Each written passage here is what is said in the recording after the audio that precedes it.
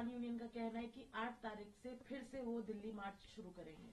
प्रधानमंत्री जी बोलते हैं कि अन्नदाता हमारे दिल में है। कल ही मेरे एक सवाल के जवाब में माननीय कृषि मंत्री ने कितनी बढ़िया बढ़िया बातें कही।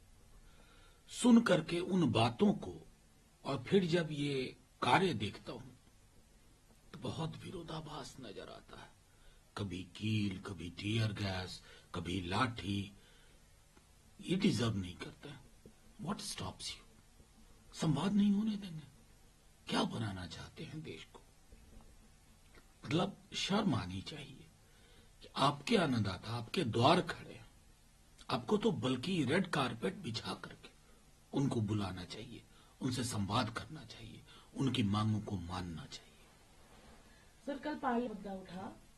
कुछ रुपए जो अभिषेक मनु सिंघवी जी का जो टेबल था वहां पाए गए, तो उसको लेकर कल जगदीप धनखड़ जी ने वो मुद्दा उठाया और कहा इन्वेस्टिगेशन होगी। नहीं, उन्होंने कहा तब तक किसी को कोई आपत्ति नहीं।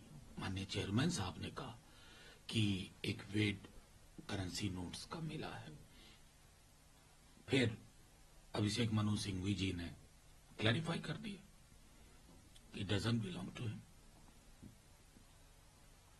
मुझे दुख इस बात का है कि कल जिस प्रकार का व्यवहार हमारे बीजेपी के मित्रों ने किया, फर्स्ट हाफ में भी और सेकेंड हाफ, क्योंकि वो प्राइवेट मेंबर बिल का दिन होता है, तो मुझे एक अजब सी विडंबना नजर आई कि उस व्यक्ति विशेष जिस पर अमेरिकी अदालत में तकरीबन 2500 करोड़ की ब्राइवरी का मामला है, उस पर एक गड्ढी को भारी परवाह ना चाहते हैं। मतलब साफ दिखता है ना, आप नहीं चाहते हैं कि उन मुद्दों पर, उनसे जुड़े मुद्दों पर, देश के ज्वलंत मुद्दों पर कोई बात हो, तो आपने एक ऑर्केस्ट्रेटेड हंगामा किया। मतलब शेमफुल लगता है। अजीत पवार को एक बेनामी केस में उनकी संपत्ति सीज थी, उसमें क्लियरेंस मिल गई। क्या कहूं मैं, मेरे लिए तो खबर ही नहीं है। ये तो होना ही था। ये है बीजेपी का फाइटिंग करप्शन मॉडल।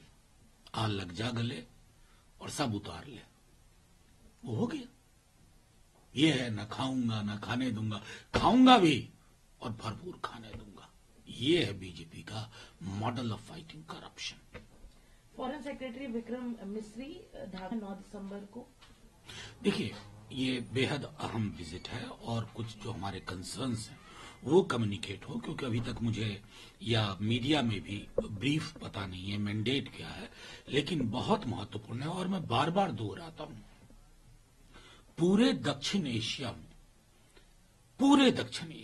क्योंकि हम एक भूभाग थे, कल तक एक थे, तो हम सबको यह तय करना होगा कि हम किस प्रकार अपने मुल्कों में, अपने देश में माइनॉरिटीज को ट्रीट करते हैं। और हमारी भूमिका खास तौर पे महत्वपूर्ण है। बहुत विशाल देश है, महासागर के चरित्र वाला। इसको अड़ोस पड़ोस देख करके तालाब नहीं बनने देना है।